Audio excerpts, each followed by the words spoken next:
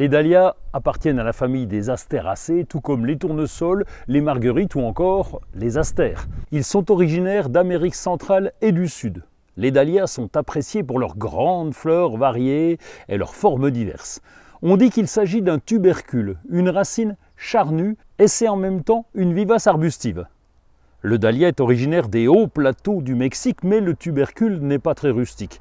En dessous de -5 degrés, le froid fera pourrir la racine. Dans les régions les plus fraîches, il est préférable de le déterrer en automne et de le replanter au printemps. Le printemps, c'est à cette période qu'on va trouver le plus grand choix dans les magasins. C'est aussi la bonne saison pour les mettre en terre. Vous pouvez les planter en pot, en massif ou même au potager. Certaines variétés peuvent atteindre 1,50 m de haut, tandis que d'autres, beaucoup plus petites, ne dépasseront pas les 20 cm. Pour le planter, rien de compliqué, on l'enterre environ de la hauteur du bulbe, ça fait à peu près 10 cm de profondeur, et le dahlia préfère les sols bien drainés. Si la terre est compacte, ajoutez un terreau à la terre de plantation.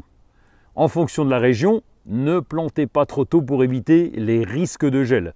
Pour les plus grands, il faudra sans doute les tutorer en cours de saison. Je vous disais qu'on pouvait aussi les planter au potager, oui, parce que c'est une plante comestible. Lorsqu'ils sont arrivés chez nous en France, c'était en 1700. Ils venaient du Mexique et c'était uniquement pour être mangés.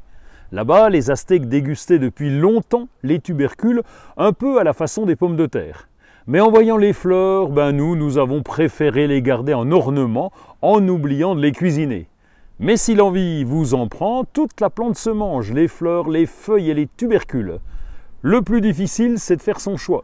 Il y a plus de 20 000 cultivars et on les classe en fonction de la forme de la fleur. Il existe des dahlias cactus avec des pétales un peu pointus, des dahlias pompons, des simples, des décoratifs, à fleurs de pivoine, à collerette.